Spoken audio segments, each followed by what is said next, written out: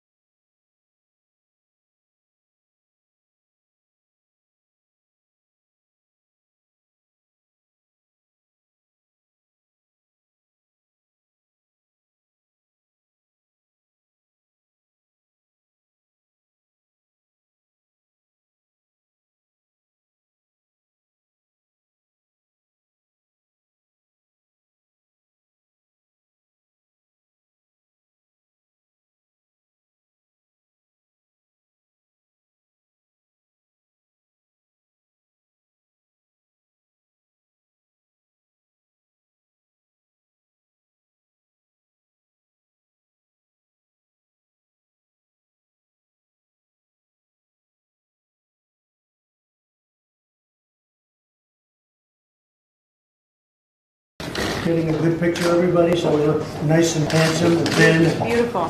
Perfect. Young. They were awarded.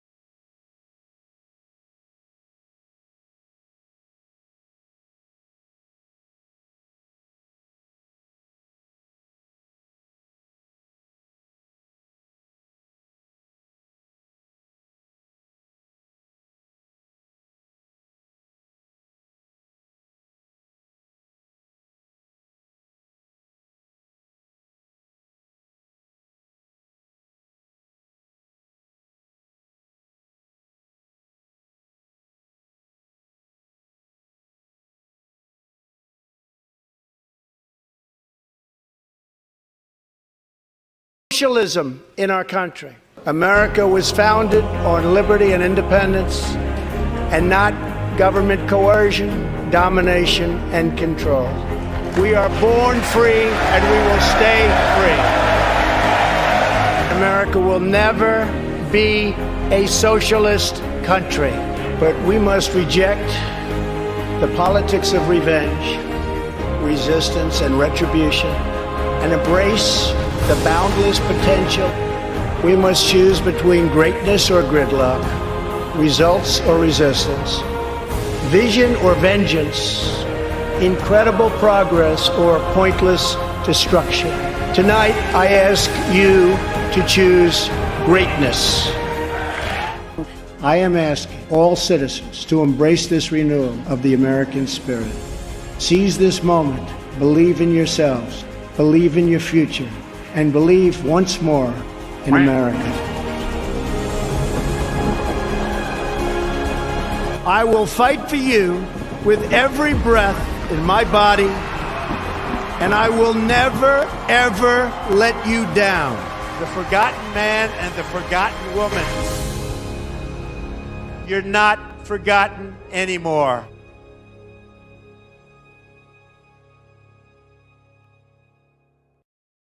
Media costs keep rising.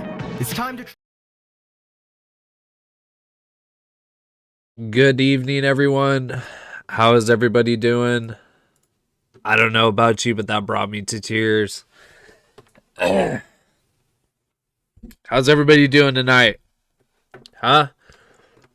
Let's see what we got in here before we get started. How you doing, Indigo? What's up, Susan? It's cool I can read from one list now. What's up, Justin? Mama 4. What's up, Just the Plants? Anthony? Sloan? I knew I'd catch you. I knew I'd catch you on that one. What's up, Riding Dirty? Lori? Robert? Timothy? How you guys doing, everybody? What's up, Daisy? Sherry, how you doing? Yeah, I found that video today, and I wanted everybody to see it. The guy's page, I guess I should have said that first too before I close it out. Sorry, hold on. So the guy's page is Matei Productions, and the video is called President Donald J. Trump Ultimate Inspirational Tribute. So if you guys want to go watch it again, that's where it's at. How's everybody doing? What's up, Hot Glass? What's up, Roxanne? What are you guys doing on Friday night? Last night, oh, sorry, Shannon. So last night was pretty interesting. I kind of want to go over what me and Josh experienced. Don't mean to put him in the hot spot, but obviously some of you that follow my Twitter were figuring out what was what. Obviously, a lot of you probably figured out looking at my Twitter what was going on last night, what we were doing. I just want to say we've been doing it for a while. We were down there at that when they got kettled. I was down there and almost got arrested with them. And it's been an interesting last couple of weeks, I'll just say that. That's what I meant by there isn't probably any longer going to be us down there and confronting Antifa, because there's just no point in it. But there's some interesting things to note from us being down there. I've been learning a lot, and it's a pretty interesting organization when you start figuring it out from the inside out. And, you know, one of the first things that I noticed, just speaking on it,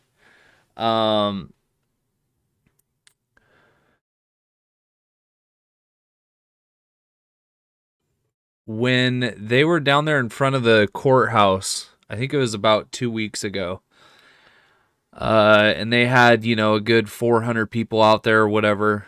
And I think it was Black Unity was the group that walked up and confronted them. Maybe it was BLM, I'm not sure.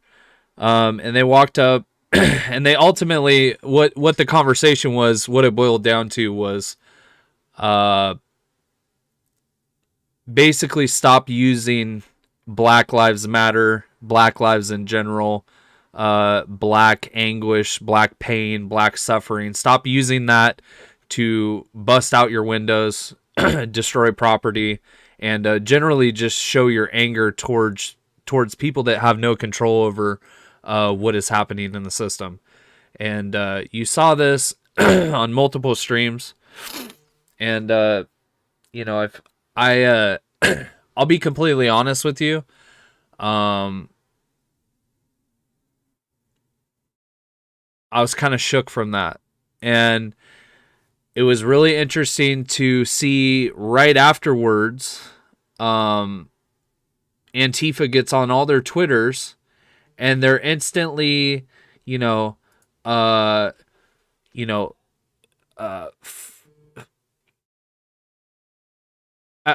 of them were saying stuff like, fuck black unity, fuck citizen police. I mean, just some of the craziest stuff. We don't need black unity out here. We don't need Black Lives Matter telling us what we can and cannot protest about, or what we can and cannot say. And right after this is when you saw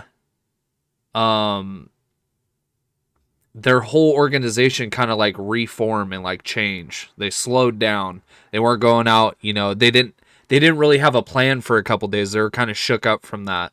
Then you had the police kettle the night before, the night after, I'm not sure which one it was, but you had the police kettle that shook them. And then, they come to find out that, we had video of them, because I had the same footage of them undercover in their little meeting in Seattle, basically like being lectured like little children. Okay. And I'll tell you, standing there listening to this, listening to them dissect each other and talk to each other like that was,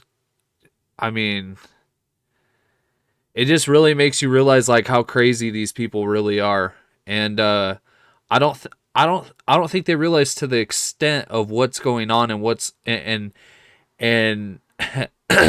this isn't 2020 May, guys. Like, this isn't chuds are coming out, in plain clothes and Patriot red, white, and blue, and they're going to live stream you and this and that. No, like, you guys are being investigated now. And like, there's resources that are being deployed on you that is not just me and Josh, not just other people. There's tons of assets that are being deployed on you guys. Being down there with you guys now, I can point out the undercover cops.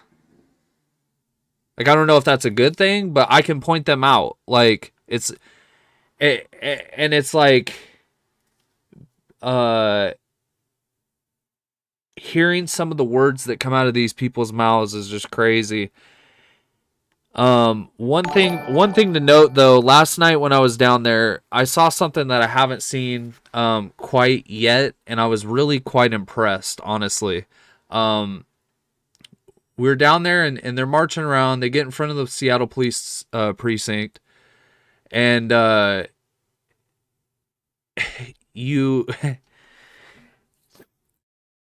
get up there and they're speaking, and you see this group of kids come from behind with stickers, and they had spray paint. They're getting ready to go up there and tag the front of the police precinct and sticker it up, or whatever they're gonna do. Well, you saw because there's two black ladies that were out there that were leading the march, and I'm assuming this is a BLM march because I saw a lot of people were in plain clothes with regular masks. And you see the BLM leader, she goes over there and she policed her own. She solely went over there and said, "Hey, no, that's not why we're here. That's not why we're here. Get back over there and be respectful and listen to the speeches, or go home. We don't want you here. That's not the goal of tonight or any night." And for once, I was kind of taken back. I was like, wow. That's crazy. And numerous times the same lady, I watched her preach over and over again Do not engage with the agitators, aka the cops. Which I don't really agree with. I don't think they're agitating them, but she was pulling her people back. She was pulling her people back. Okay, she was drawing her people in and policing her own, and you have not seen that down there to date. You have not seen this kind of behavior out of them. Okay, I'm not sure. I'm not sure if it's because BLM was down there, and whenever BLM is down there, that kind of behavior is not tolerated, or what. But it was very interesting going to one of their peaceful marches and seeing just exactly how the inner workings works. And I know not a lot of people want to hear this, but hats off to that lady yesterday. I watched her. Although, it's just spray paint, it's not that big of a deal. Like, it can be washed off. But the fact that she had the tenacity to do that, some credit is due. Credit is due. Credit is due on that. And, I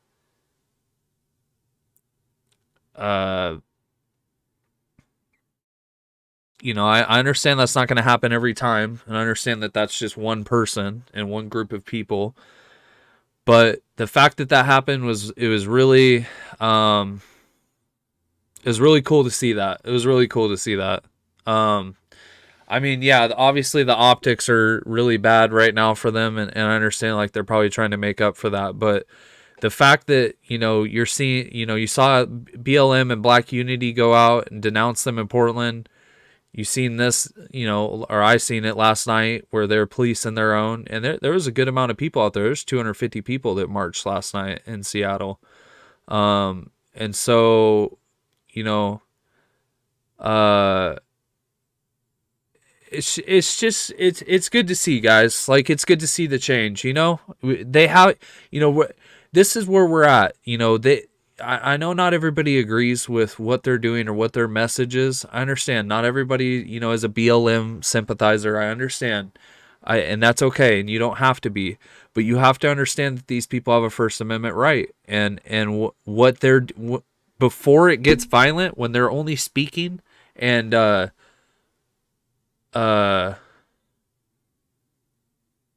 someone's talking about Ebola in the chat. I'll get on it in a minute. But,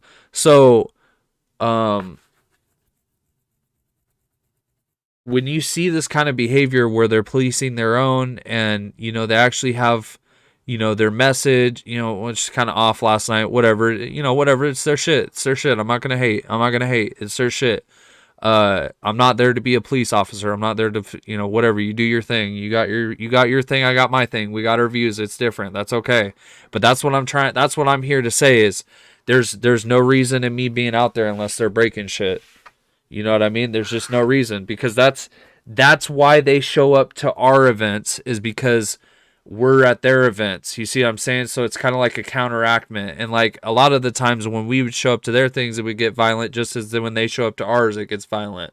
And so like that, AKA why they're planning a fucking meeting to meet us in Salem this Sunday. They're planning a meeting, to, whatever, beat us up or what, I don't know whatever, smack the chicken, whatever their stupid saying is. I don't know.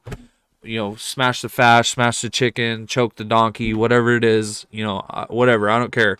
All I'm saying is like, this is why they do that, is because, we hate on, their stupid protests that we find stupid. It's not stupid to them. So credit where it's due. They policed their own last night. Mad respect to that lady and the lady that was marching with her. I don't know if they're like that all the time or if they were like that last year. I understand there's different circumstances, whatever. Things have changed clearly. So, it's just cool to see that. As far as the kettling in Portland, I was there. That was also very interesting. I saw, Mariana or whatever her, Marini or whatever her name is. No disrespect. I just don't know how to say your name. She was down, she had this, video of she had this video of her, getting escorted out by the police, and she made a big deal about it. That I'm a press, I'm allowed to do whatever I want, blah blah blah. Well, no, you didn't, because I was there. And they asked all and I understand, like, the left's going to twist this because Antifa's the left. We all know they're the left. They're the long arm of they're the leftist extremists. Okay, so I was there. They asked press to leave. They asked legal observers to leave, and I understand this is under question because that's how you guys you'll protect your own with the green hats and your fake press and all that. I understand that, but you were asked to leave by police officers, by Portland police officers. They asked you. They have every authority to tell you to leave while they kettle and take names and take a database of information so that the next time you're arrested, they have, so you were here last time. We told you not to be here. Well, now that we're connecting you here, we're going to arrest you. And now we have evidence that you've been at these protests. You've been at these violent that's why they're all upset about the kettling thing, because all of them got kettled, no matter if they're a criminal or not. But that's how the police build a database. It's legal, I'm telling you. So whatever her feelings are, she was one of the press that sat behind and waited for the police to escort her out when they told you that they were going to come and escort you out one by one. And I was there. They said they were going to take your picture and everything. Now, if you'd have just gone out with the rest of the press, you could have shown your press badge and you'd have been escorted out like the rest of the press, because the press didn't get their photos taken. Stupid. But you want to make a big scene because it's all about optics, just like Dustin and the rest of them that are down there. It's a big optic, oh, I'm disabled. If you hit me, oh, it's a lawsuit. Okay. And that's what she's down there for. It's all an optics show. It's just like Alyssa. All these little, fake press are down there because it's an optics display. Okay. You know what I mean? Like, I was press and they abused me and they hurt me and police brutality and I got gassed and the typical bullshit. That's what this is. It's bullshit. It's bullshit. I was down there. I witnessed it. I almost went to jail with them. Okay. It's not that big of a deal. If you do what you're told, you get, even the people that were down there that were Antifa, they put a little duct tape on your chest with your name and your date of birth, and you were on your way, and they told you to go home. And guess what? Most of those people came back anyways and still didn't get arrested. So I don't know what the big beef is, but hats off to the Portland police for doing that night. That was awesome. I know a lot of people are like, well, why aren't you live streaming? Well, because it's not as important to me to get the live stream as it is to potentially get a clip that could be incriminating at this point. Because the live stream at this point is just a donkey show to go down there. It's just a donkey show. It's not about my life's in risk. It's not about, oh, you're not going to get footage or you're not. It's just a donkey show when I go down there. That's all it is. Realistically, that's all it is. So, this is what I'm going to be doing from now on. And, when we get stuff, we'll get stuff. But I'm going to hold shows regularly. We got tomorrow, Saturday. It's been a quick week. Saturday, as in tomorrow, we are going to a Joey Gibson event. I will be filming there. And then afterwards is a car rally that I'm going to go to. So we're going to go to both of those. And then Sunday is the MAGA drag. Antifa, like I said, is already talking about showing up, choking the chicken, smacking the donkey, whatever, smash the fash, hit her face in the curb, whatever their stupid little thing is. So that should be interesting on Sunday. And then we'll get right back into next week and just getting you guys footage however I can. It sucks not being able to live stream these events, but in order to get any type of footage at all to make it worth it, I mean, we have to change it up. So hopefully everybody understands that. And yeah, so I haven't been reading chat at all, I'm sorry. But yeah, it's awesome that things are changing. Just kind of seeing everything the way it is now is really cool, seeing the major change. I was gonna play the video today, just so you guys know. I'm gonna play the senators talking at the border. I think it was really cool. With Ted Cruz has kind of been on a chopping block in my world, anyways. So it's cool to it was cool to see Ted Cruz kind of stand up, get a little grit in him today again, and a couple of the other senators that were down there. So, thank you for the resub, Grammy Lauren. Appreciate it. Yeah, sorry I triggered you. What's up, Riding Dirty Llama? What in the world? Yeah, I miss Trump too. I miss him. He's a good president, man. How you doing, Just the Plants? No, that was a good one, admittedly. What's up? Is it Nene or Nene? What's up, Menundo? How you doing? There was someone that was DMing me on Twitter earlier too. I'll get back to you after the stream. Sorry, I just kind of been semi busy today.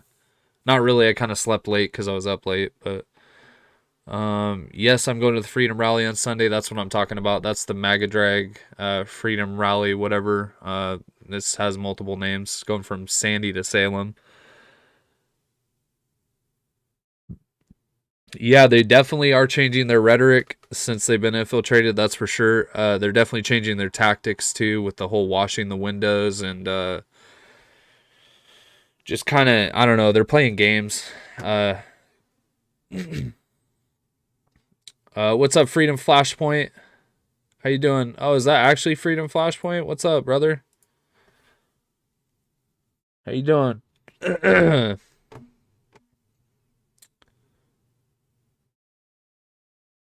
Roro, Antifa. What's up, Boban?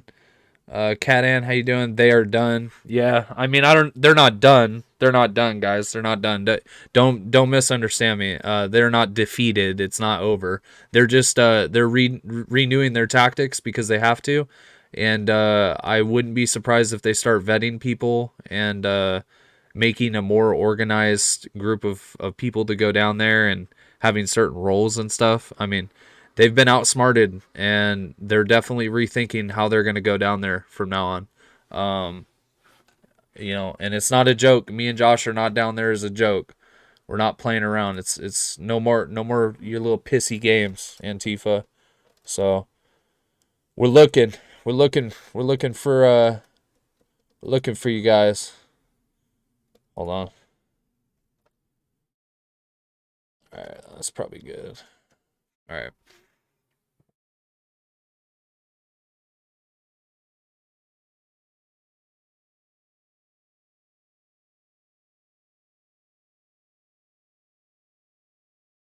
So Susan says there's cases of Ebola in Oregon. So let's give that a little Googler here.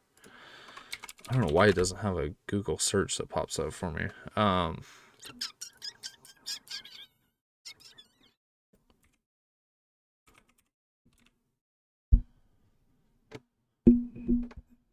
27 being monitored for Ebola virus in Oregon, Washington. Interesting. Let's read this. This is very interesting. Again, we're going to show this video for educational purposes within the stream. I'll pop open the fair use while we're watching it. There we go. Oh, wow. You're doing great with that twirling. Dad, I'm spinning. Oh, you're right. Thomas High School. Oh, it's because it's because people that visited Guyana and the Republic of Congo. That's why. I mean, concern in Oregon. The state health authority today revealing it is monitoring 4 people who may have been exposed during travel to West Africa. Our Lisa Balick getting the latest from health officials. She joins us live now. Lisa, we hear the word Ebola, and it just sends shivers down your spine. Yeah, even state health leaders said that today, that it's something that is very, very scary. But keep in mind, there are no cases of Ebola in Oregon right now. In fact, there's never even been a single case in Oregon. But right now, state health leaders are keeping watch over some travelers just in case. Ebola is scary. Ebola often kills 50% of people infected. It's why the Oregon Health Authority wants the public to know there is the possibility the virus could be here. Oregon Public Health is monitoring 4 people who returned from Guinea and the Democratic Republic of Congo in West Africa earlier this month. It's crazy. They're Places still where there are battling now that over Ebola there. outbreaks It's and crazy. deaths. State health leaders here in Oregon today refused, though, to identify any information about the travelers. I asked Oregon health leaders, what about airline passengers who wonder if they were potentially exposed to the virus? Yeah, Minimal right. risk, no risk, essentially, to people who were traveling on the plane with these folks, unless the person became ill, because a person can't infect somebody else when they are asymptomatic, when they haven't become That doesn't... What? Ebola is less contagious than other viral diseases like COVID because Ebola is not airborne. If they have already quarantined asymptomatic people who are at risk of exposure, that the overall risk of transmission in our community is very low. Dr. Bill Messer says if a case of Ebola does develop in Oregon, healthcare workers are much better prepared to handle it based on experience treating COVID patients. I imagine that we have learned so much since then about how to deal with these contagious and dangerous diseases that it sort of opened up a new way of thinking about, okay, if this is really an Ebola case, or if we really have an Ebola case, we're going to be so much better at I think, managing this. Now, keep in mind, these people will be monitored for 21 days. And again, it's not something that's airborne. It has to be direct contact from person to person. Right. Now, again, we asked a lot of questions. We still want answers as to where are these people, what county. For example, I checked and found in Ohio, they have more than 40 people that they are monitoring right now who were in West Africa. And they did release what counties those people live in. We'll keep pressing for those answers. Live in South Portland, Lisa Balick, KOIN 6 News. I know what you're thinking. That's crazy. Ebola. That's insane. So it says 4 people are being monitored and another 23 in Washington. Well, that's nice. Where do these people live in Washington? Hopefully nowhere near me. Huh. Interesting. I don't know really what to say about that one. That's kind of strange.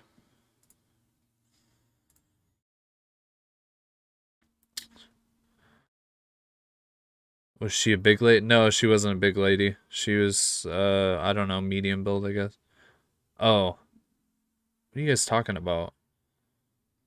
I thought you were talking about what I was talking about. Sorry. Never mind. What's up, Jenny Warman? Yeah, yep. Hot Glass, I agree. It was pretty awesome to watch it.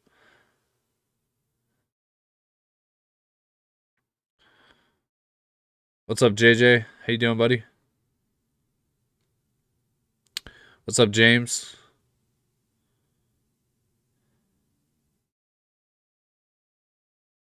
Like Nana? Nana? Okay. Well, what's up?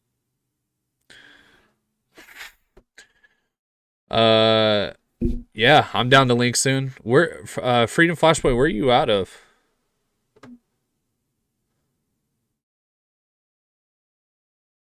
I won an Instagram contest today, so that was exciting. Free food.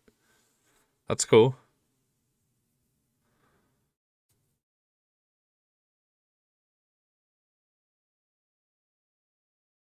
What's up, Survival? How you doing? What's up, Emily?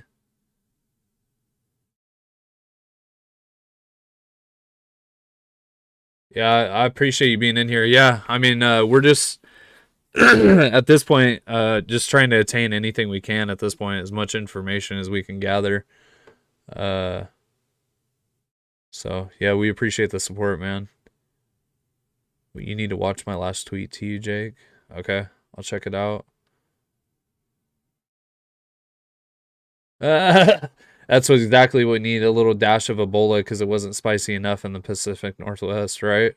I know it's getting pretty, getting spicy. Next Dems pandemic starting Dr. Fauci the fraud queue. Yeah, I'm surprised he hasn't gotten the whipping chain yet. Yeah, I'd be more scared of Ebola than I am COVID, that's for sure. This will be the next pandemic. Interesting. Yeah, and they're not going to tell us the truth about it. Maybe they might actually, because it's not COVID. Anything that's COVID, they won't tell you the truth on. But yeah, I seen. Oh, you're in Atlanta. That's cool. Right on. Yeah, I did see LA's going down. I did see LA was going down last night too. I've seen lots of action down there. What's up, Vicky? How you doing tonight? Yeah, no, it's a good idea. Thank you for showing that. So I wanted to show this video. Well, shit, let's show this one first. I thought this was really interesting. Okay, so from what I gathered, this guy isn't wearing a mask, and this guy's hassling him, and at one point they start pulling this stuff out of this gentleman's basket. I know I'm going to skip around a little bit tonight. It's going to be kind of a random stream, so, you know. Sorry. It's going to be a little random. No, they definitely didn't scare me off. Be cool. Yeah, so he's not wearing a mask. This dude's tripping out, and it gets pretty interesting. So we'll watch this real quick. Hey, je ziet mij al maandenlang, jawel, je ziet mij al maandenlang hier zonder mondkap doen.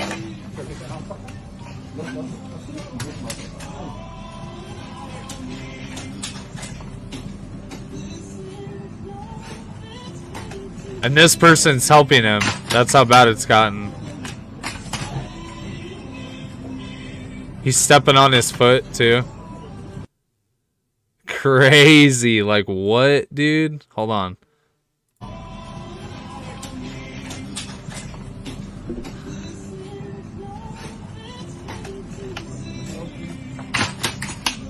He's taking his shit. This is crazy. This is crazy. Yeah. Insane. So yeah, I saw that today. Also, so this is what I really wanted to show you guys. I think it's it's not a full 45 minutes. I think it's like 30 minutes, and all the senators speak on what they saw at the border. So I kind of want to show this, and then I kind of want to show like the video that the senators have inside the cages, inside like the border, because that was pretty crazy too. I think Ted probably has the best speech out of all of them, but I saw this earlier today, and I just think it's really important that everyone hears this, and hopefully if you watched it already, it won't be annoying that you watch it again. Because I mean, this is super important, guys. It really is. Like, what's going on down there is this wasn't happening under Trump. I know a lot of people want to push that narrative, but that certainly isn't the case. This didn't happen underneath Trump. So. Well, good afternoon, everybody. It's great for Senator Cruz. Can we turn this up? Oh, that's it? And particularly in the beautiful, vibrant, and exciting Rio Grande Valley. We, of course, come here often and value the friendships and the work that we get a chance to do together on a bipartisan basis. Of course, what brings us here now is this immediate humanitarian crisis.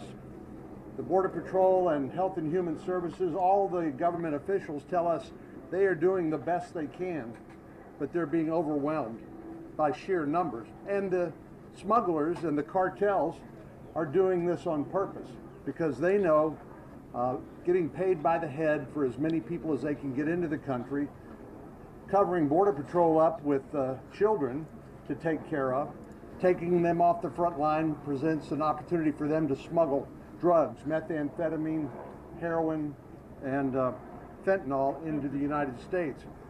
So we thought it was really important to be able to bring our colleagues from the Senate who are not from border states, who don't get to come here as often as Senator Cruz and I do, to show them this great region. And it's been a wonderful day. We got here last night, had a chance to go out on some nighttime operations with the Border Patrol. But it's great to welcome them. But here's the bottom line. The Border Patrol and Health and Human Services and the non-governmental organizations that are struggling to deal with this flood of humanity tell us they cannot get ahead of this flood of humanity without policy changes in Washington, D.C. The smugglers, the drug runners, they understand our laws and they know how to exploit them to their benefit. So ending catch and release, making sure people with legitimate claims get to present them to an immigration judge, I think should be a priority. And then perhaps we can begin to look at other parts of our broken immigration system. But I'm very proud of the fact that we had such an enthusiastic turnout among all these great colleagues in the United States Senate. I'm glad they're here. I think you'll hear from them. They had a great educational experience. Let me turn it over to my colleague and friend, Senator Cruz.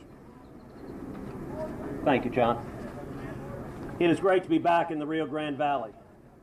It is terrific that John and I were able to bring 18 senators down to Texas, down to the valley, to see firsthand the crisis that is unfolding here. All of us today witnessed the Biden cages. What is occurring here on the border is heartbreaking, and it is a tragedy. You know, as we stand by the banks of the Rio Grande, we have an army of TV cameras here. It is striking that not a single one of these cameras is allowed in the Donna facility. We requested that media accompany us in the facility. The Biden administration said no. The Trump administration had allowed media inside facilities like that. The Obama administration had allowed media inside facilities like that. The George W. Bush administration had. The Bill Clinton administration had. But the Biden administration wants to hide what is going on here. Not only that, but a number of us took pictures and took videos because the American people have a right to know what is happening here. And the Biden administration sent down political handlers to try to keep silent, to try to keep the American people not knowing what's going on. The Donna facility is a giant tent city built with a capacity of 250. It has nearly 4,000 people in it.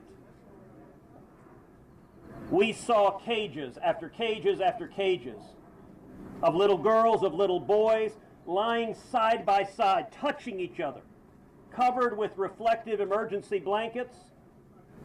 There was no 6-foot space, there was no 3-foot space, there wasn't a 3-inch space between the children lined up one after the other after the other.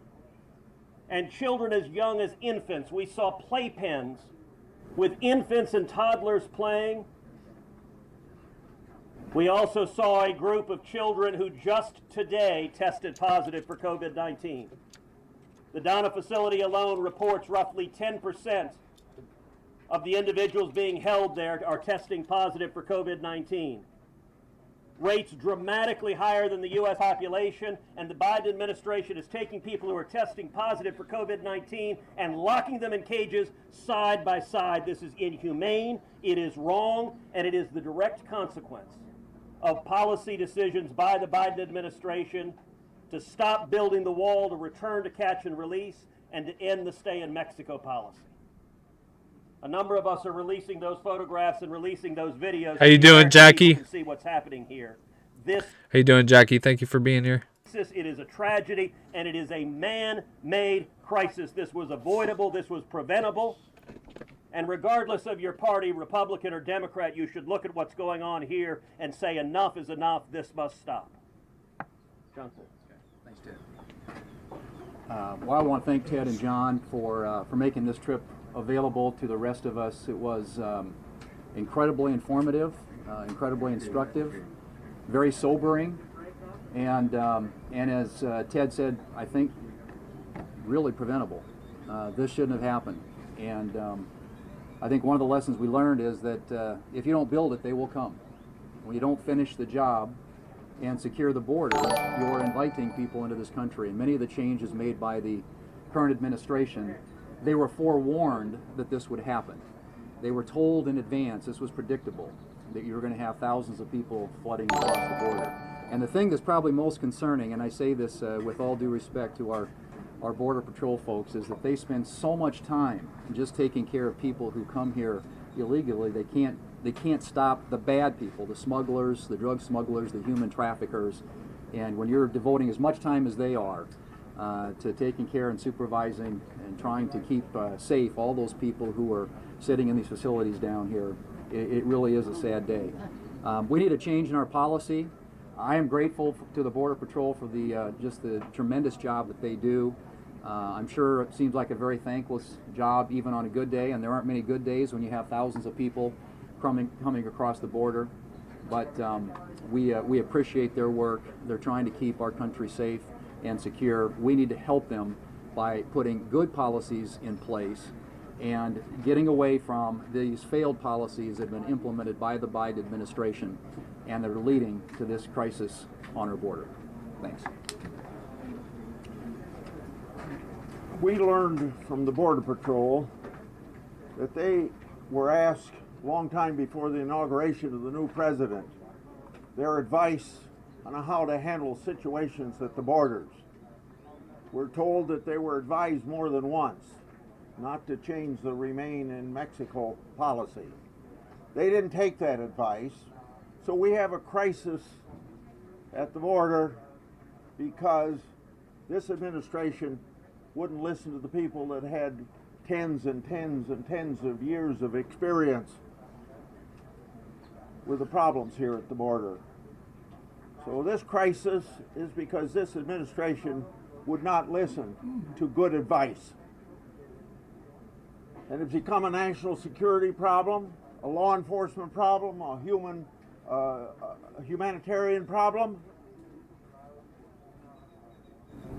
and a lot of other things as well. And yet, they want an immigration bill passed. How can you pass an immigration bill when you have an open border? If they want to accomplish anything on immigration and I want to help them, it would be secure the border. You got to stop the bleeding before you can take care of the problem. Thank you. I'm John Barrasso, Senator from the state of Wyoming. We came here for a number of reasons. Number one, we wanted to thank the Border Patrol for the job they do every day and every night. We met with them last night and went on midnight patrol with them. They told us their job got a lot harder on January 20th, the day that Joe Biden became president of the United States. As we were with them last night, that's a big fact. Across the river. That's a big fact right there. That is a very factual statement. Okay? I'm tired. I'm tired of the left not even falsifying news. They're openly lying to the public now. Okay? All right, this is not up for debate. They are lying to us, okay? And from now on, I am not going to be afraid to call these people out. I really don't care, even if it loses me my channel, okay?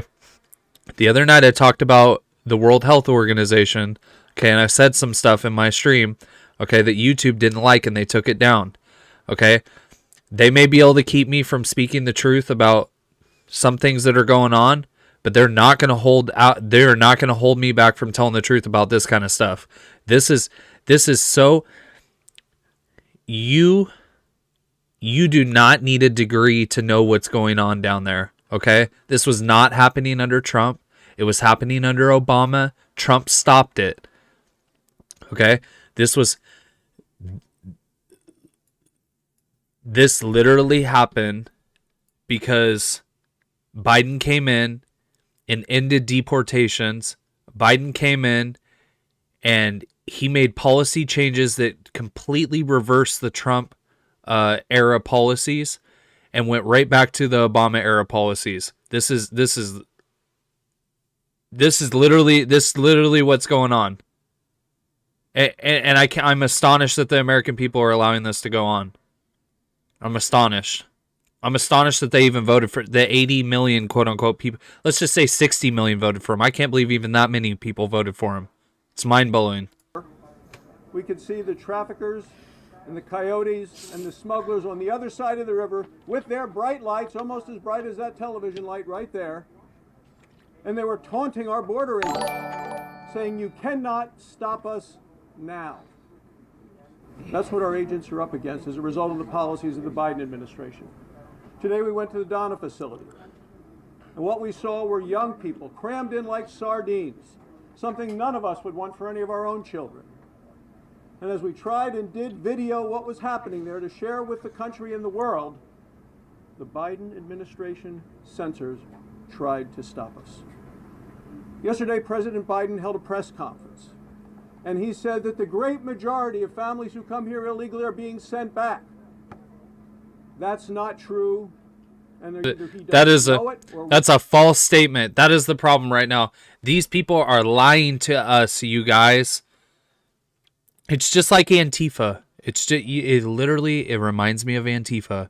If you go to Portland, okay, even if you're down there peacefully, if you're a guy that wears an American flag, or you're a guy that has a Blue Lives Matter flag on your car, or if you're a guy that has a MAGA hat, you are a white supremacist, a terrorist, a chud, a Proud Boy, a 3%er, a QAnoner, just for having an American flag on your chest, or a MAGA hat, or a 3% patch. Like you're automatically labeled.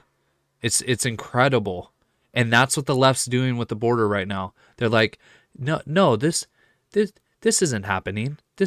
We're releasing them just like Trump did. You guys don't know what you're talking about. But only one camera can go in. Only one camera can go to the border. Only one camera. There's nothing to see here. Just one camera. Just nothing to see. Won't admit it to the American people. The Border Patrol will tell you it's not true. The senators who are here today will tell you it's not true. The men and women in the field will tell you it's not true. It's time to let the press in to see what is happening and the tragedy that this administration has brought on to our nation.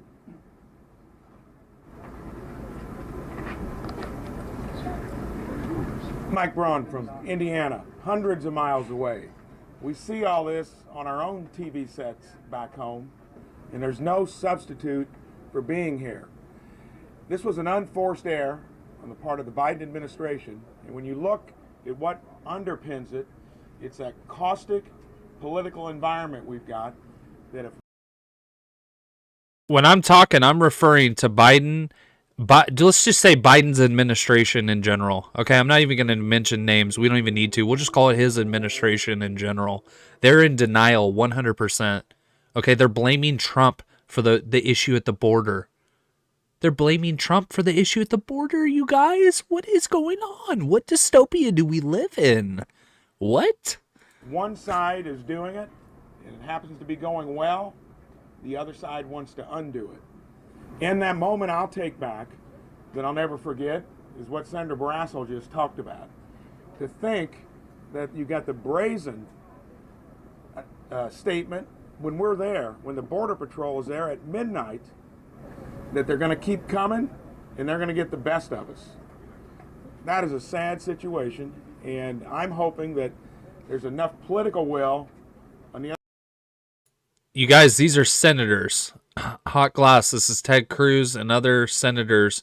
This is one of the Texas, I think he's a governor or senator as well. There was 18 senators that went down to the border, and they got to do basically a tour of what's going on down there. The other side of the aisle to do what they should have done in the first place, and that's not to try to fix something that wasn't broken and go back to what is working. And you can tell just today in daylight, helicopters, state trooper boats, Border Patrol, and there was something that just happened between when we went upriver and back. That's how tough it is. I'm Dan Sullivan from the great state of Alaska. I am literally thousands of miles from home.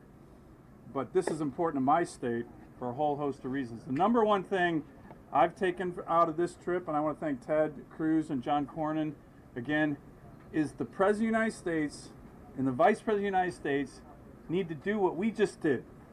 They need to come down here, they need to listen, and they need to learn. Here's what I've learned. We have an upside-down border policy in America. What do I mean? We have open borders on the southern border. There's no doubt. And by the way, the people coming in who are released immediately almost, they're not tested at all. Open borders, no testing for COVID. For the southern border. For the northern border, we have closed borders. My state is facing an economic catastrophe, the great state of Alaska. People want to come travel there even after being vaccinated, and we have that border closed. What we need is the opposite. A closed border here for the time being, and an open border on the northern border. That's what the president and vice president will learn if they come down here like we did and learn from the people. So Ted and John, this is the most informative trip I've ever taken, and that's saying a lot. Why are 18 senators here? Because it's the biggest issue facing the country in many ways right now. So what have I learned? They knew. If the Trump administration had been told something and they did the opposite and it blew up in their face, everybody would be asking the Trump administration, what did you know and when did you know it? So I'm going to help you here with your reporting. Mr. Hastings, who's a 2-star Border Patrol leader, told us that he briefed transition members of the Biden administration as to what would happen if you do away with the Remain in Mexico policy. He told us they briefed the Biden administration what would happen if you changed the Title 42 laws to allow unaccompanied children to come here and not be sent back home. Everything they said would happen happened. So if you don't do it, I'm going to do it. I'm going to find out who he talked to and memorialize that conversation and hold them accountable, because they knew, and when they say this is Trump problem, they're lying. This is a problem of their own making. What else have I learned? That Joe Biden, the president, made the problem worse yesterday. This was a nightmare press conference. He told everybody, don't worry, we've got crowded facilities. We're going to build 5,000 more beds in Texas at a military base. So how does that play in Central America? They're going to expand the number of people they can take. He said when a child has a phone number on their wrist, we're going to call the family member and unite that family. This is uniting illegal immigration. So the last thing I learned is that we're complicit as a nation in human trafficking. What did we learn last night? There's a trail on our side of the border with markers placed by the federal government to show illegal immigrants where to go. That we're transporting people who pay to get here the last mile with your taxpayer dollar. It's costing about $800 a day per child. If we don't change the pull factors, go back to the Remain in Mexico policy where they can't apply for asylum here, send the unaccompanied minor children back to their home country, there will be 250,000 people a month coming. The Border Patrol said there is no end to this. So Vice President Harris, this is your job to fix. I promise you I will work with you, but you cannot possibly understand your job unless you come here. The last thing we're going to do is introduce a resolution praising the men and women of the Border Patrol and the Customs Department. I've been to Iraq and Afghanistan 56 times. Our soldiers serve in incredibly tough conditions. What we're asking the men and women of the Border Patrol to do is inhumane. They have to deal with things that I don't know how they make it through the day. I don't know how their families stay together. So we owe it to them. Finally, the president said, I'm not going to apologize to anybody about my policies. Mr. President, you need to apologize to those whose job it is to secure the country for making their job impossible. And most thank you for the follow, Mega Mom. Appreciate it. Welcome to the family. I'd like to follow Lindsay and tell you what I learned. First of all, the signs that he was talking about was a big old yellow arrow. I called it the Biden arrow, showing illegal immigrants how to come into this country. But I've been down the border a number of times during multiple surges, 2015, 2018, 2019. Back in 2018, 2019, the big issue was we didn't have the facilities. We were overwhelmed, and so we couldn't follow the law and release unaccompanied children into the hands of HHS within 72 hours. It was taking 7 days, sometimes 10 days, and that was a big issue. And we were all wondering, how could we solve that problem? What I found out last night That's not a problem right now because the Biden administration has set a goal for Customs and Border Patrol to process and release people in an 8-hour time frame. 8 hours. That's not even a speed bump. It's a go slow zone on a path to illegal entry into this country. And it's facilitating untold inhumanity. I came here a little bit late. I don't know that anybody mentioned the fact that we had to slow down because there's a dead body in the water. Just upstream here. There's nothing humane about that treatment. Nothing whatsoever. My final point is because Vice President Harris served on my committee. I saw how she asked questions of federal law enforcement, these people that we do need to thank, and thank their families for their service and sacrifice. She was never interested in securing the border. Instead, what she did is she actually compared a federal law enforcement agency, ICE, to the Ku Klux Klan. Now that is the person President Biden has put in charge of solving this problem. How can you do that when you have to rely on the brave men and women of federal law enforcement? You're putting in charge of the effort, somebody who has compared your efforts to the Ku Klux Klan? I just don't get it. This is so sad coming down here. Before I came down, somebody asked me, what do you expect to see? I said I expect to experience deja vu. I did to a certain extent, but I saw something far, far worse. This is sad. This is depressing. This didn't have to happen. This is a self-inflicted wound on our nation, and I just do not believe the Biden administration is up to the task of fixing it unless they completely change stripes here. This is sad. This is a tragedy. There's a word for what's happening at our border. It's insanity. Every day, thousands of migrants are racing towards our border. Yet those migrants are not running away from Border Patrol officers. They're running to the Border Patrol officers because they know, and their smugglers and their traffickers know, that they can game our asylum system. They can be released into the country in a matter of days, sometimes a matter of hours, and they will never have to go back to their home country. Meanwhile, the brave men and women of our Border Patrol who signed up to be law enforcement officers are compelled to be social workers, babysitters, and cafeteria workers. The madness needs to stop, and there's only one way to stop it. It's for Joe Biden to say, do not leave your home. Do not come to our country. If you do, you will not get in, and we will send you home. And until Joe Biden says that, the madness will continue. Hardworking taxpayers will be forced to spend billions on this crisis.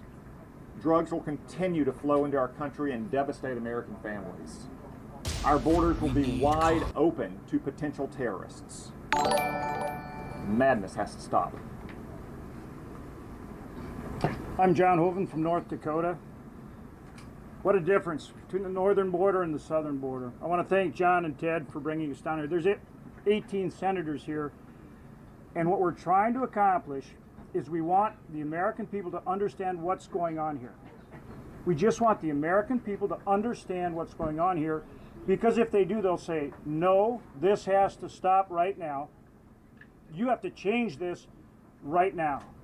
As we said, we just came by a dead body in the water, just coming back to this press conference. Last night when we landed, we went with the Border Patrol out and saw where the migrants are coming across the river, coming up trails, and they're being, in essence, processed under a bridge. Is that how we do things in America now? We have people streaming in illegally, children, women and children. We just let them come in and we process them under a bridge in the middle of the night, and we won't let the American people see it? We won't let senators take a picture of it? Is that how we do things in America now? You see, I think if the American people understand what's going on, they're going to say, no, you change this right now. And that's what this is about. Today, we go to the Donna Processing Center. It's a tent. It's a big tent. How many of you been in there? I guess not, right? Well, we're in there today. And why aren't you in there? What's going on? It's a big tent with COVID protocols. They're supposed to have a maximum of 250 people in there. 250 with COVID protocols. Without COVID protocols, a maximum of 1,000 people. How many are in there today? 4,200. And in this sector, 4,200 people a day are coming across. 4,200. It's supposed to, under normal circumstances, only house 1,000, and it's got 4,200. Single day. That's crazy. We asked the Customs and Border Protection, the Border Patrol professionals, what do you need to stop this so you can get on top of it, so you can do your job? What has to happen? What's the number 1 and 2 things? They said, look, if you reinstate the Remain in Mexico and the safe third country approaches, we can get on top of this right now. That's what needs to happen, and that needs to happen right now. And then, as Senator Grassley said, and others have said, then let's figure out how we do address immigration in an intelligent and a humane way. But it starts with the American people understanding what's going on right now and us changing it. Thank you.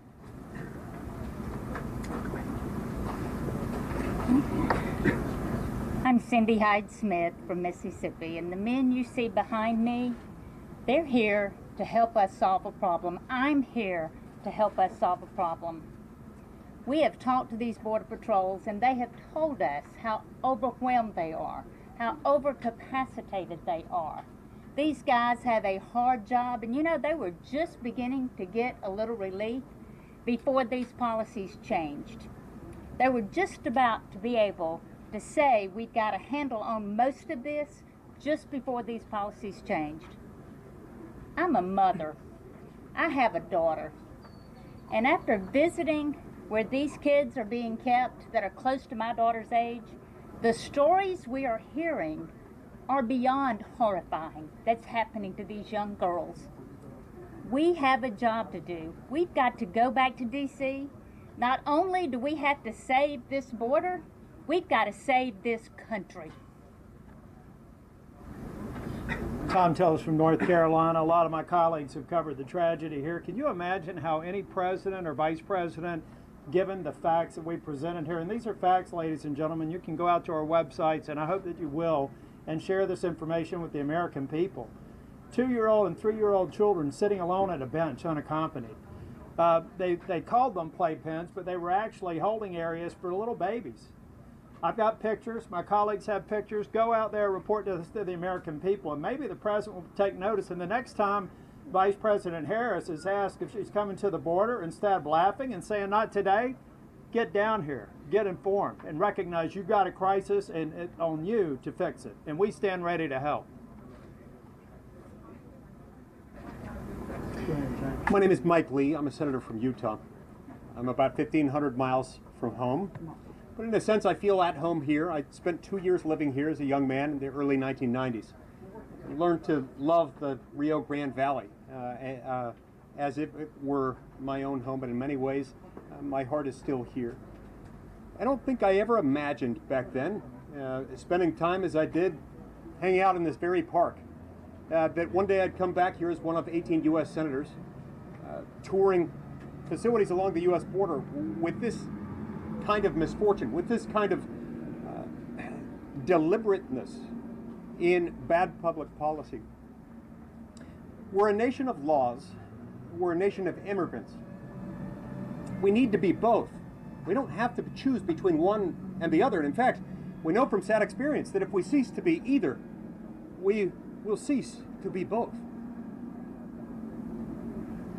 It was a tragically moving experience, one that I hope each and every one of you, as members of the news media, will have, as painful as it is, to have the visits that we've had over the last 18 hours with the poor men, women, and children, especially women. You guys are cracking me up in the chat.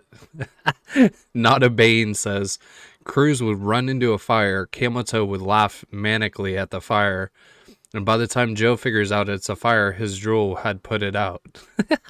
Children who have come across, who have been trafficked, 30% of whom are estimated to have been subjected to sexual assault in the journey. Meanwhile, over the last month, it's been estimated that these drug cartels are making $14 million every single week, smuggling them, abusing them, and contributing to an environment of lawlessness. Lawlessness is not compassion. Open borders is not an answer to enabling a thriving of the human condition. Somos una nación de leyes. También somos una nación de inmigrantes. Podemos ser los dos. Debemos de ser los dos.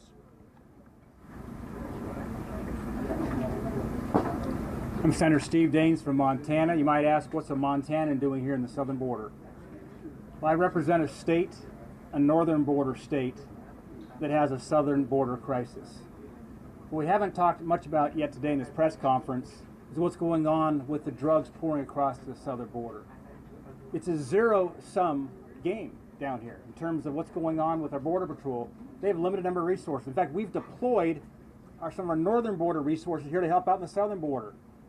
For every hour they spend processing the flood of illegal immigrants coming across the border is an hour that is taken away from being in the front lines defending our country and stopping the flood of Mexican meth, Mexican heroin, Mexican fentanyl. 20 years ago in Montana, meth was homemade. It was homegrown. And it had purity levels less than 30%. Today, the meth that is getting into Montana is Mexican cartel. It has purities north of 95%. Far more dangerous, far more addictive, and it's less expensive because they're producing so much of it and then shipping it into our country. I spoke to one of my county sheriffs in Montana 48 hours ago. He told me he was holding 7 Mexican cartel members in his jail in Montana in the last couple of weeks. We have MS-13 gang members in Montana. So this is an issue that affects a northern border state like Montana. And finally, Montanans are scratching their heads. They're asking, where's the common sense when a U.S. citizen, if they leave the country and want to come back in, you have to produce a passport and a COVID test result. That's not true right now on the southern border. And we're scratching our heads and asking why. It's James Langford from Oklahoma. I know why President Biden doesn't want the media to be here. Because we do have an open border. Last night when we stood under that bridge, we watched as families, if you had a 6-year-old or younger come in, within hours you were processed and released into the country. If you were an unaccompanied minor, you were sent over to the Donna facility, which we went and visited. That facility, just in one of the pods that I stood in, is designed for 80 people in that pod, and they had 709 people in that pod when we were there. Literally wall to wall in every one of the plexiglass little cells that they have, and then people flooding out into the hallway in between them. 709 people in a pod set up for 80. So that's what happens to the unaccompanied minors. Families are released into the country immediately.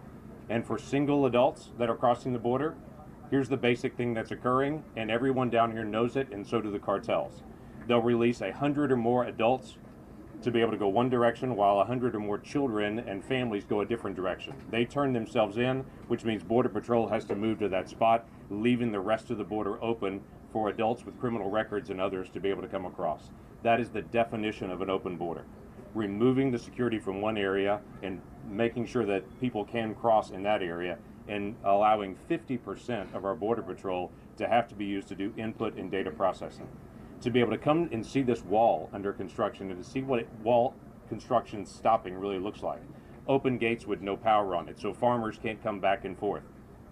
Open gates where they have to actually station somebody from the Border Patrol just to be able to sit at that gate. Haven't put in the technology, no cameras, no lights, no ground sensing technology, and worst of all of it, the area where the levee that protects all these cities and communities, the levee is taken down to be able to start putting in the concrete levee, and for more than 10 miles, those areas are now unprotected with no levee at all. So now we have a hazard this fall when the rainy season comes in this area, and the possibility of a hurricane, because construction on the wall is stopped, which means construction on the levee has also stopped as well. This is nonsensical what we're seeing in policy, and we saw none of this just 3 months ago. None of this flood was occurring at that time. None of the problems with construction were happening at that time, and we did not see the humanitarian crisis happening at that time. This is something that needs to be addressed and can be addressed by President Biden, but it was very clear when we got here, there's a reason why he doesn't want the press to be here.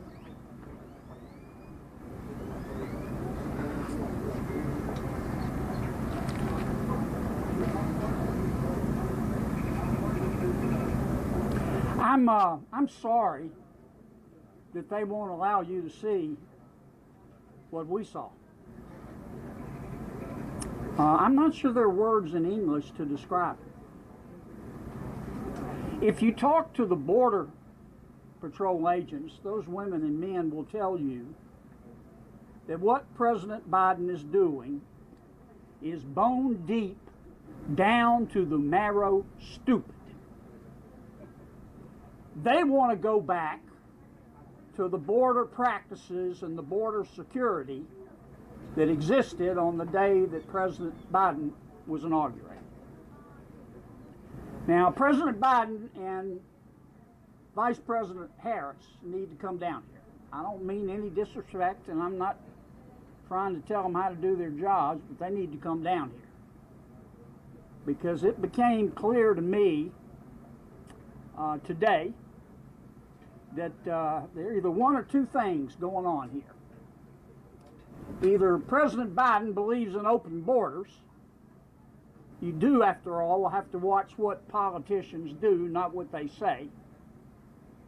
Or the people that President Biden has put in charge to make border security policy are not qualified to manage a food truck.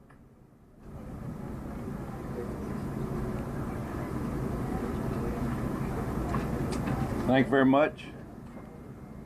Coach Tommy Tuberville from state of Alabama. Spent a lot of time down here recruiting the Rio Grande Valley as a football coach. I've seen things happen down here for years. I'm just an American. I believe in this country. I can put one word to this. I'm embarrassed. I'm embarrassed for the taxpayers of this country, what I've seen the last 24 hours. It brings tears to your eyes to see what's happened. And let me tell you something, this ain't a Democrat or Republican problem. This is an American problem. For years, we've been kicking the can down the road as a federal government, not taking care of this border. What's up, Dish Net Man? How you doing, buddy? And we should have. We finally elected a president in Donald Trump because he got elected because he said he was going to fix it. And he was trying to fix it. And he was unelected. Now we've had a guy come in that's changed it all. Border Patrol says, just give us a game plan. Don't do anything. Please don't do anything until you tell us what you're going to do so we can prepare.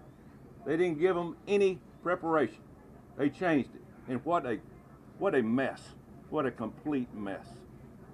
It is, like I said, it is embarrassing that we have let down the American taxpayer, we've let down the people of Mexico, and we've let down the people of South America, that we put them through this. And if we don't change it, folks, like you just heard from everybody here, I'm the last one. If we don't change it, it is going to get 10 times worse. You're going to have thousands of people die, and you're going to ruin a country that was built on loyalty, dedication, and compassion. But this country ain't strong enough to withstand what's getting ready to happen. They need to let y'all in so you can report it. And I hope to God y'all report what you see if they let you in. Thank you very much. Hell of a job, Tuberville. All right, we'll take a couple of questions. Good afternoon. So I do have some data here. If I could just very quickly go over it, I'm not going to go over everything.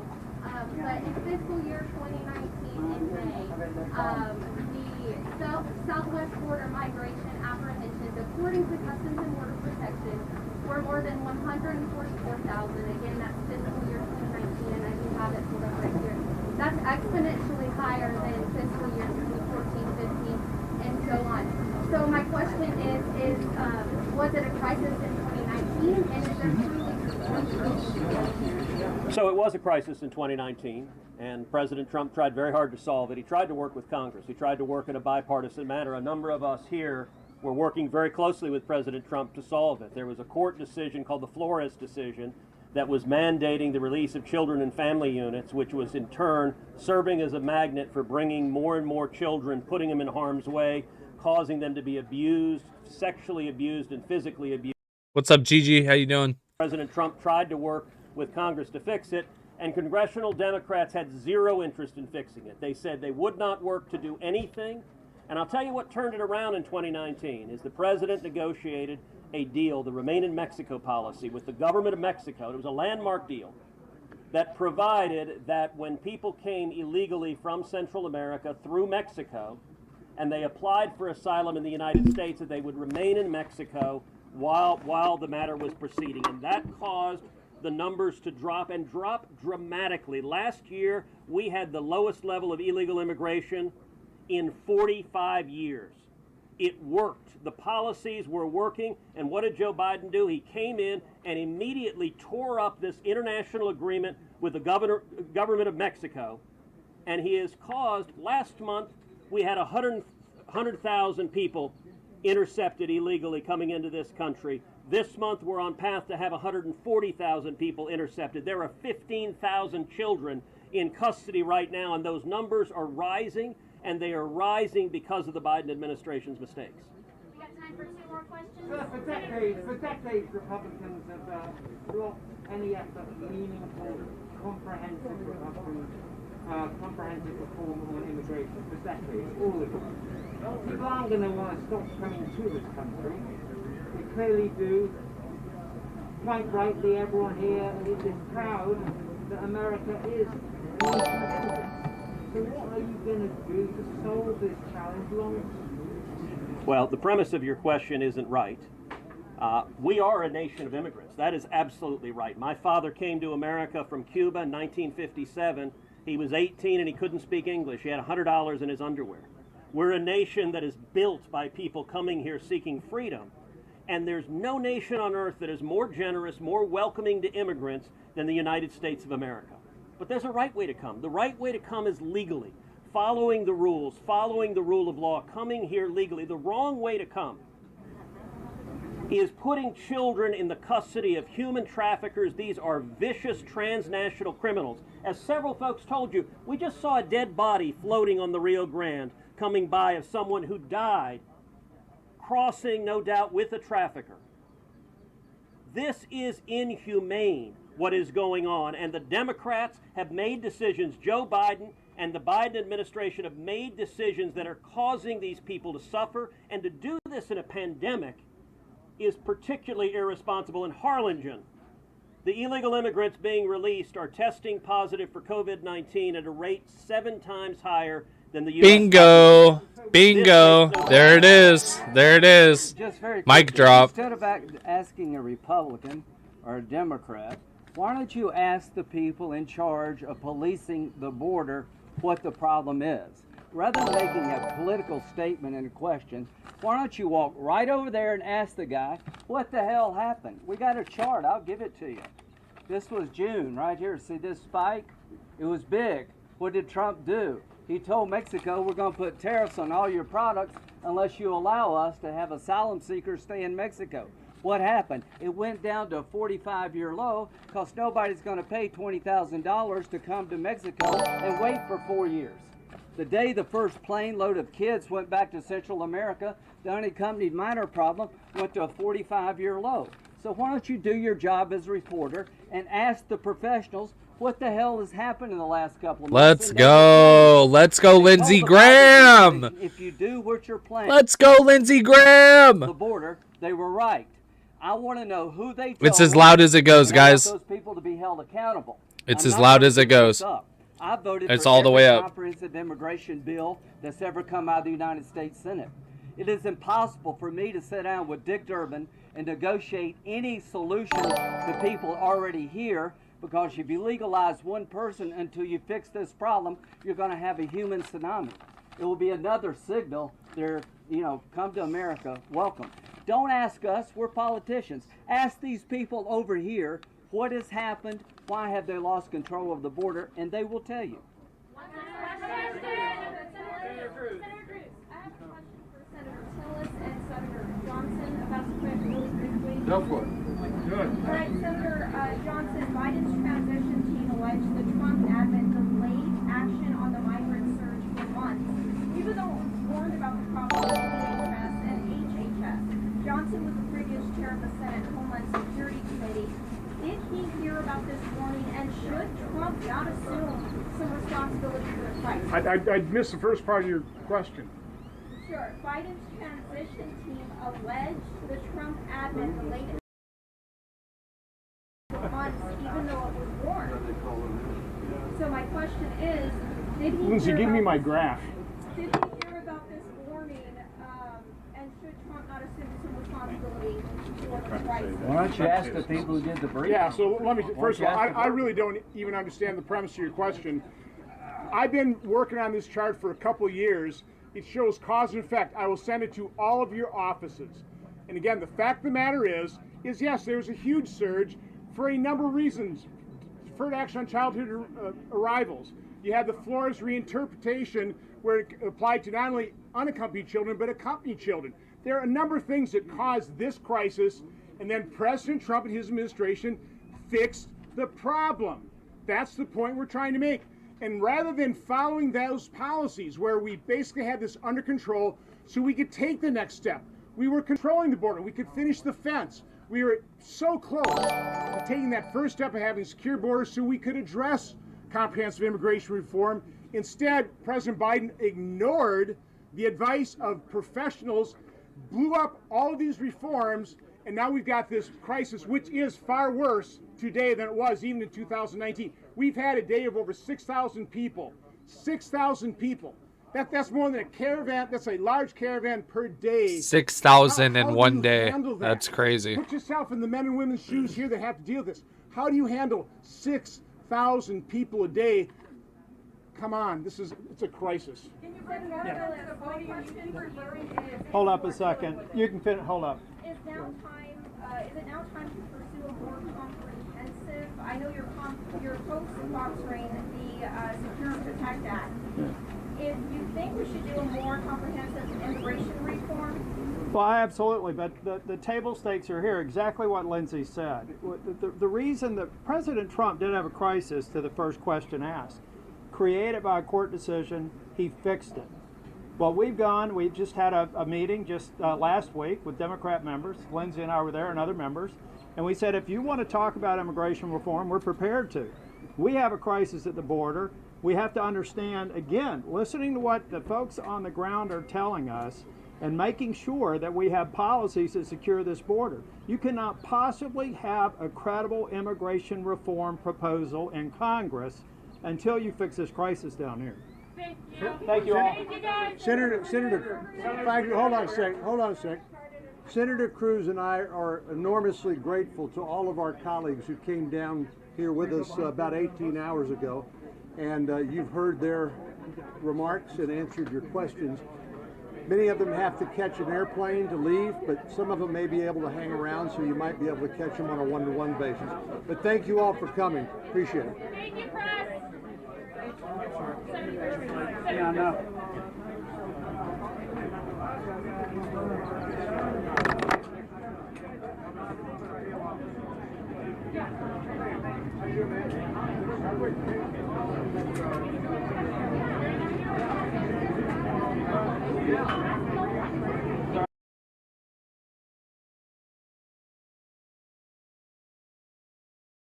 It's honestly just a big joke to all these people, honestly.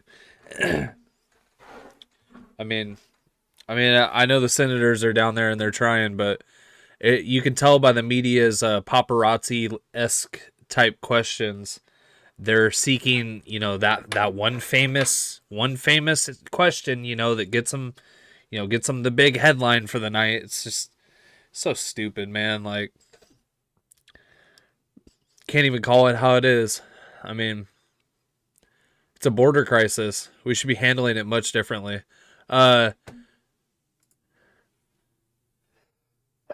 Excuse me. So, I was watching some of these videos, and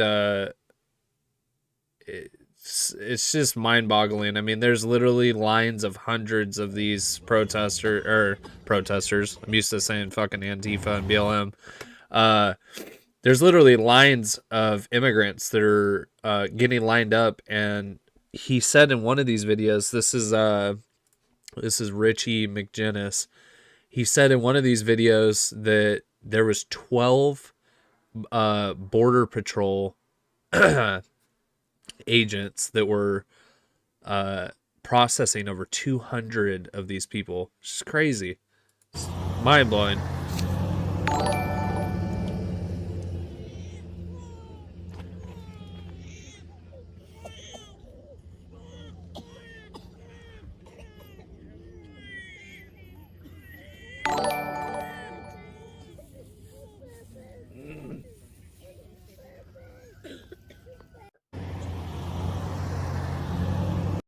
Fucking crazy, man. This is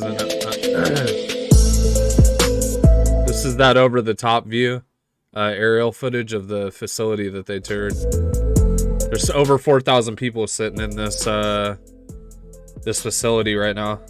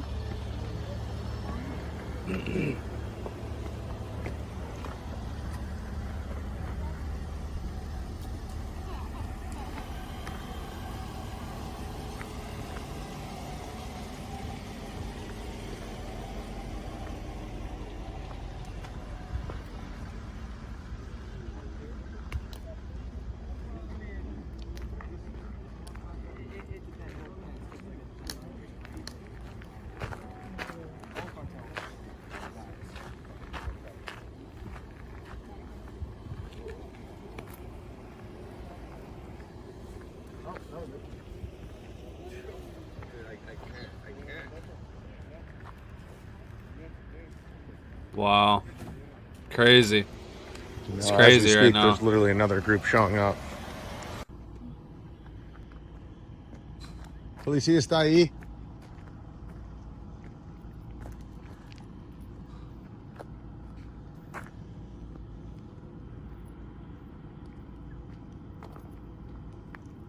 ¿De Honduras?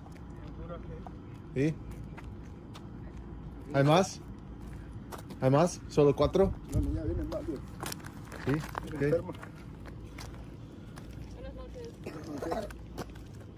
Buenas noches. Buenas noches.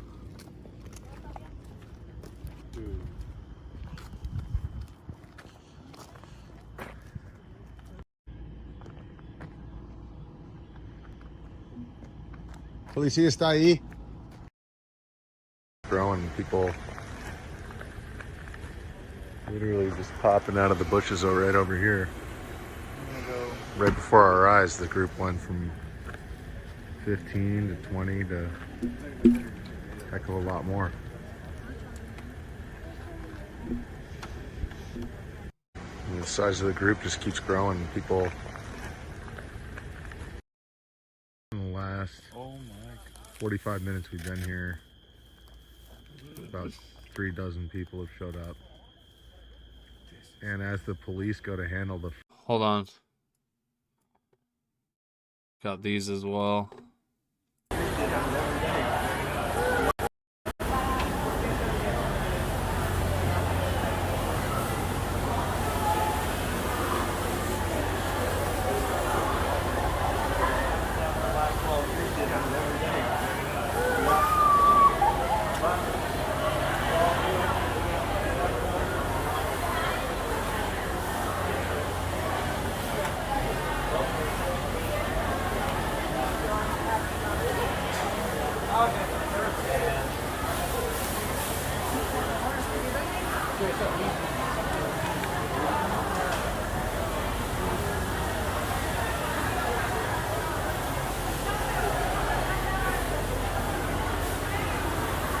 You want to talk about kids in cages?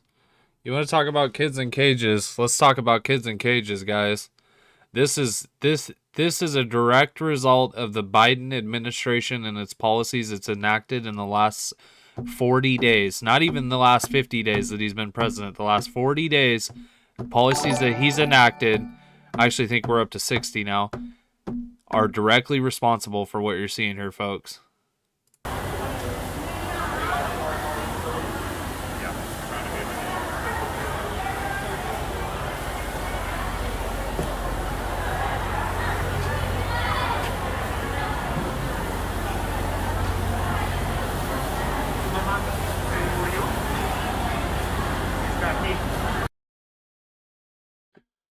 This is crazy, man. Midnight. I'm standing on the shore of the Rio Grande. The water is right behind me. I'm down on the Texas border along with 18 senators. We made the trip to see the crisis that is playing out. We've already gone to detention facilities that are overrun, many of them with families, small children. We saw multiple mothers who were nursing infant babies who had just crossed over and were being housed in outdoor holding pens where they were sleeping on the floor and nursing their babies. So it's past midnight. I'm standing on the shore of the Rio Grande. The water is right behind me. This is crazy, man. This is just wild.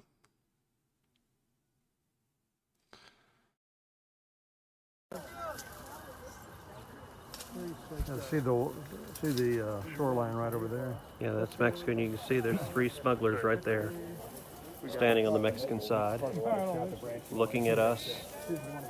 They've been shining their flashlights at us. They're yelling at us. Sir, did you want to say anything? Did you want to get down to the river?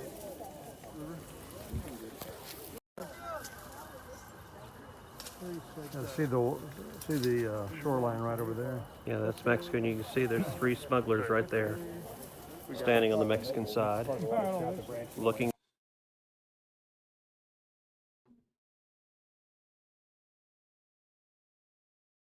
This is the Biden administration, folks. This is a direct result of Democratic control of the executive seat. I mean, let's be honest. This happened under Obama, guys. I know it wasn't this bad. I understand it wasn't this bad, but this is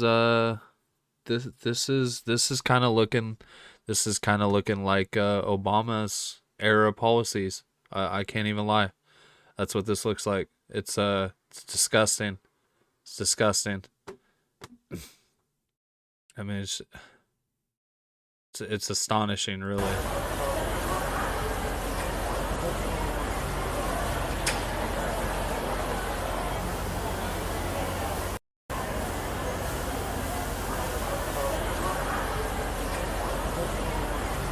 Stop it right here. Look. Look. They've ran out of room, and so they're staying in the hallway. Is how bad it's gotten.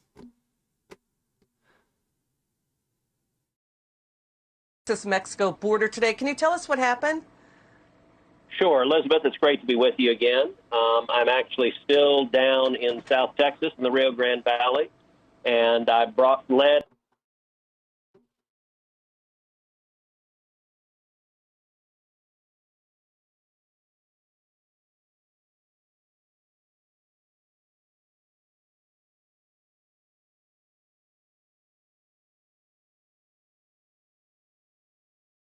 It's wild, man. This is just insane, man.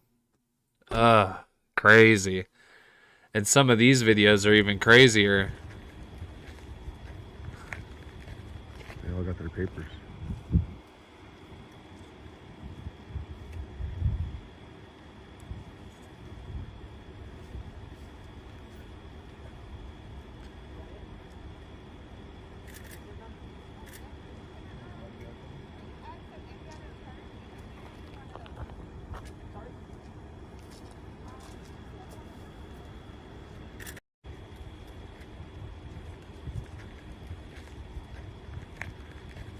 They all got their papers.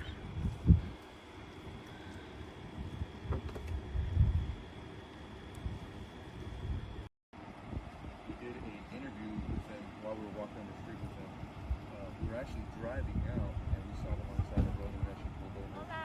Now we have the Border Patrol, or actually the National Guard using Border Patrol vehicles. See this right now.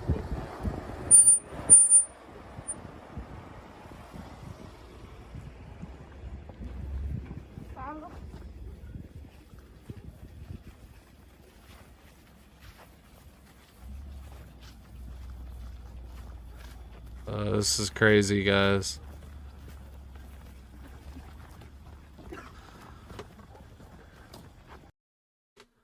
This is crazy. This is crazy, man. ¿Todos son de Honduras? ¿Y por qué quieren venir a Estados Unidos? Porque no tenemos nada en Honduras, lo perdimos todo. Por la inseguridad. ¿Y es más fácil con el nuevo presidente? Sí, sí. ¿Tiene una mensaje para el nuevo presidente Biden? Gracias por apoyarnos. Gracias, se los agradecemos de corazón. Que Dios lo bendiga. ¿Y por qué no viajan con Donald Trump? Porque era muy no tenía el amor a la gente más humilde, a la gente pobre. So this woman right now, we're interviewing, Richie McGinnis right here, a reporter with the Daily Caller, just asked her, why didn't she come here during the Trump administration? She says because he was inhumane and racist. Guys, I think I heard this branch is snapping. Oh yeah. Because he was inhumane and racist. Oh, I see. There's another group in here. Julio got another. Yeah. Officers, Wow. This is crazy, you guys. This is absolutely insane. And so, like, literally, as we speak right now, officers are literally running to try to grab as many groups as possible because, I mean, literally.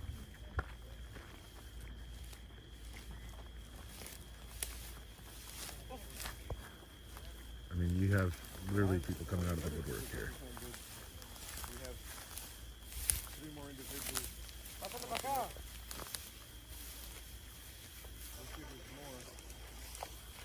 Espérenos ahí en la carretera. ¿Salvador, Nicaragua, Honduras?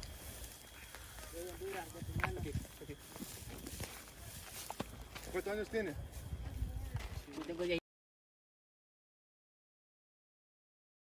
I don't even know what to say. I'm just speechless watching all this. I mean, the amount of videos there is, the amount of people that are crossing and turning themselves over to authorities because I'm assuming they just think that they're gonna get amnesty or I don't know what is going on, man.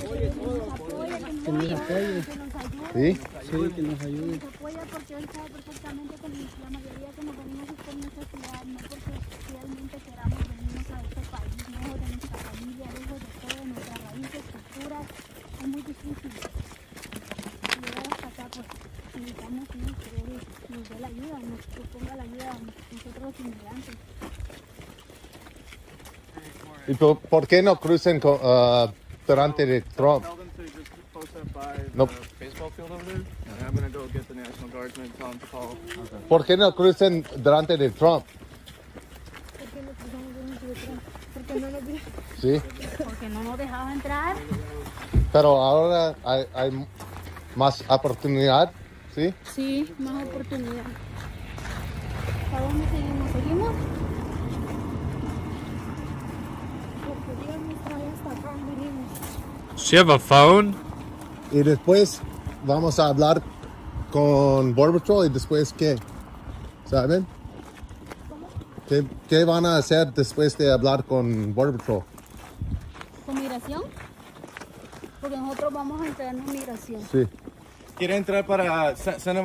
van a pedir para... Asilo político, Sí. ajá, asilo político humanitario. Oh, these poor people, man. That's why, I mean, Biden needs to have a stronger fist, man. Ahí está Trump doesn't even need to fight any of this ever again. He just needs to just let this shit play out, man. I mean, that's literally all that he has to do, and it's just gonna be a wrap. ¿Cuánto tiempo para viajar de Guatemala aquí? Casi un mes, casi un mes. ¿Un mes? Dios mío. ¿Cuántos niños tienen aquí? Aquí vamos 2, 3 niños. Los demás. Pero aquí con los dos carros uno siguen aquí y vamos a ir en la dirección de ahí está un club de béisbol. Ok, vamos a caminar.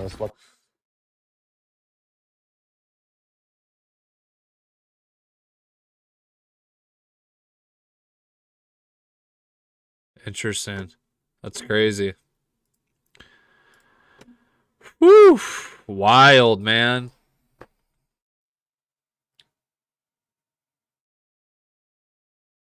It's getting real down there, down south. What do you guys think of this?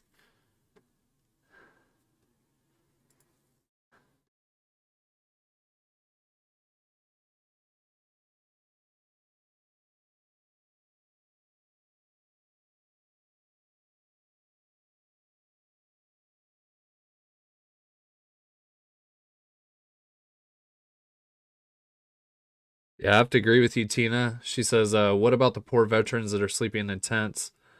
They have to stand on a corner with a sign for a meal. Our veterans should come first.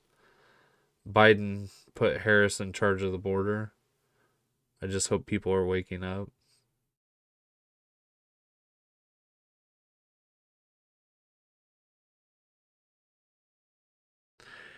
Yeah, I mean, and what do you guys think of this ship situation in the Suez Canal? That big tanker. I know we're hearing a bunch of QAnon conspiracies about it, but like what do you guys think? What do you guys actually think? Because I think it's obviously a financial move by someone.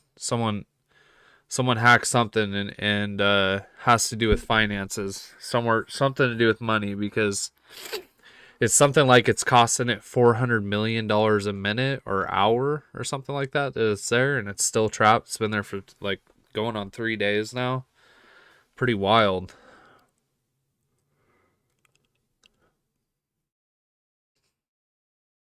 It's a tanker of toilet paper. Oh my God.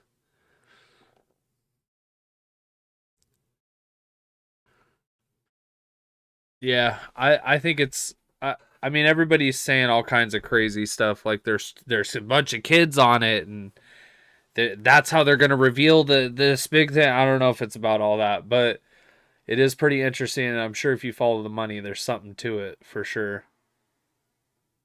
10 billion in a week in economical losses worldwide. That's insane. Yeah, that's well. Everybody's trying to say like because it supposedly it made a penis and ball shape like on the radar on the GPS before it got stuck, and like people are trying to say like it's holding a bunch of kids, and there's a kid slave trade that they're running on these ships, and and I mean, like, if you think about it, like, if you're going to transport a bunch of people, I mean, by ship is probably the best way, but I mean, I don't know about all that. I think it might be something to do with politics, maybe, and someone owes somebody money and they're trying to send a message to the rest of the world or something, maybe. I don't know. Pretty interesting. It'll be something to watch. Also, I kind of wanted to talk about Myanmar. It's kind of gotten swept under the rug once people realize that that was kind of something that should have happened here, and it didn't. So it's just very interesting. We got a lot of things going on in the world. I think everybody needs to keep their head on the swivel right now. A lot of a lot of interesting things are coming out. So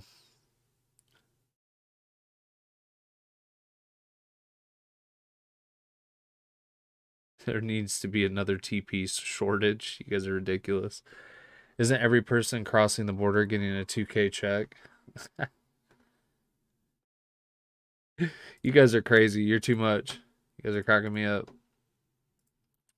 Anybody got any plans this weekend? Any plans? Any plans? Any plans? We're going to be I'm gonna take the X tag off here. So just to give you guys a little heads up, tomorrow there's a Joey Gibson event. I'll read you guys the well, it's not just I call it a Joey Gibson event. I guess it's not just Joey Gibson, but it's Washingtonians for Change, and Joey Gibson are hosting an event tomorrow, Saturday, March 27th. It starts at 11 a.m. to 3 p.m. It's in Vancouver. If you want to get a pen and paper, I'll give you a second. It's $15 per person. It includes lunch, water, and snacks. Well, I guess I'm reading right here. It says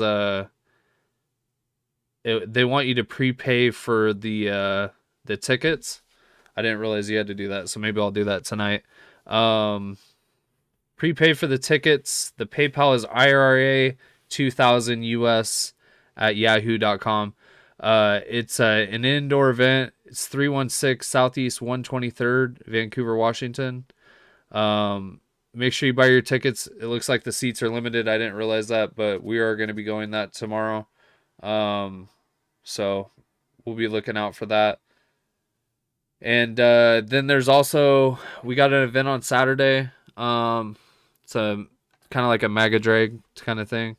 And we're going to be going from Sandy, Oregon to Salem, Oregon.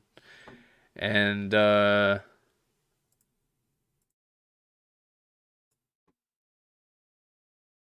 on one second.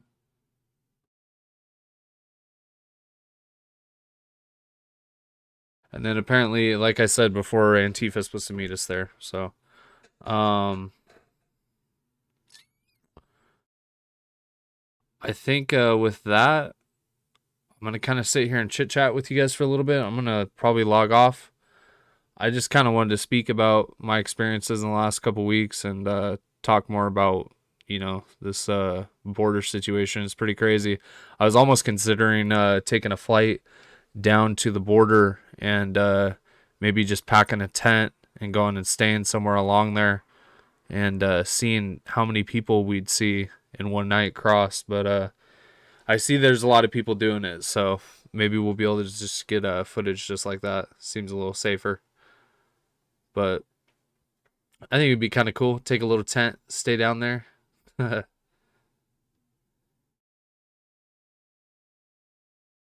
People who care are awake, but we have no power. Well, yeah, but believe that you're one person every time you retweet something or comment out something or show up at a rally or, downplay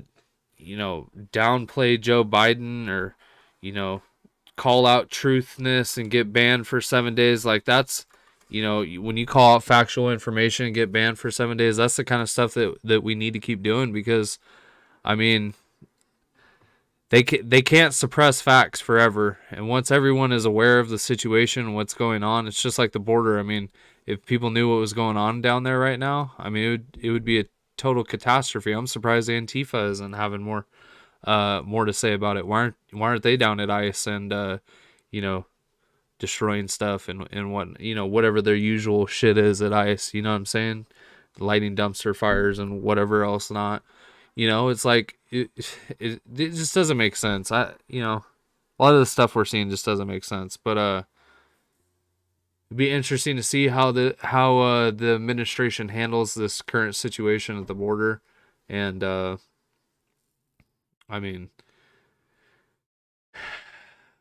I'm wondering when we all get vaccinated if we're ever going to be able to go out in public again. You know what I mean? We'll ever return to some sort of normalcy. Be interesting. So, Antifa is supposed to be meeting us in Salem.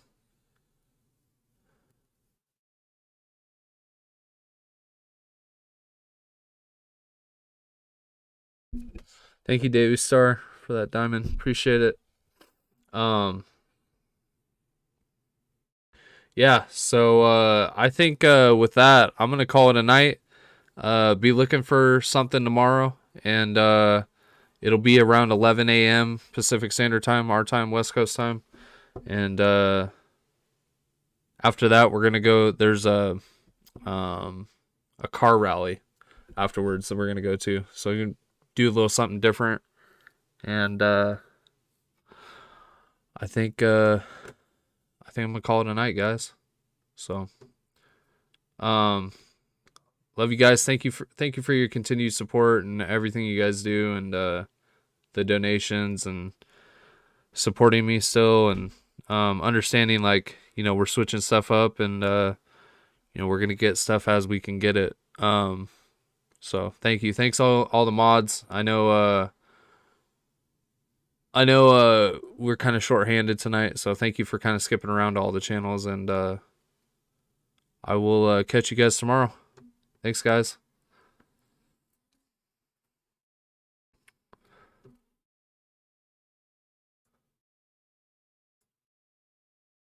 Colors, red, white, and blue. America, I have seen, Dagan, in the last several decades, absolutely fray and decline. When I saw those guys on the boats, on their knees, I mean, that says a picture about America that I haven't seen ever before. He's woken up a group of people, Neil, that have gone ignored. And Donald Trump, to me, is the last hope for America. This country has such potential. I love the country. You have to have heart. You have to take care of women's health issues. You have to take care of poor people that don't have, that they're never going to have a shot. And you have to take care of African American youth who have never been in a worse position than they are right now. We are standing up for America and for the American people. There's a group of people in America that feel like they've been ignored. I know that for a fact. They feel like this country has let them down, and the left has hijacked, and some of the right has hijacked our nation. So this is what Donald Trump answers to. It's not anger, it's love of country. And they've all of the media is getting it wrong. You can't let the critics and the naysayers get in the way of your dreams. Adversity makes you stronger.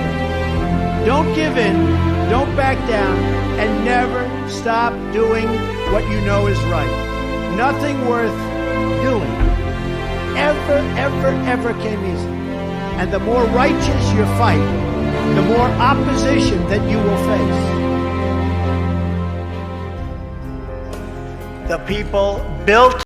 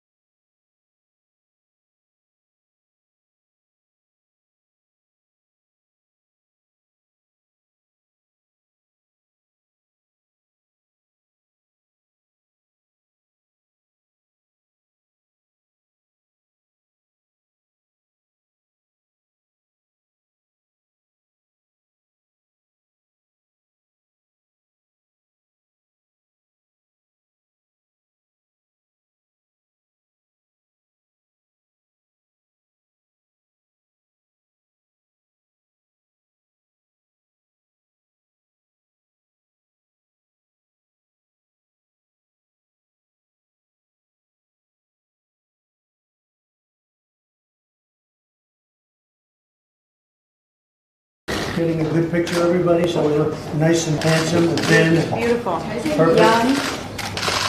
Thank you.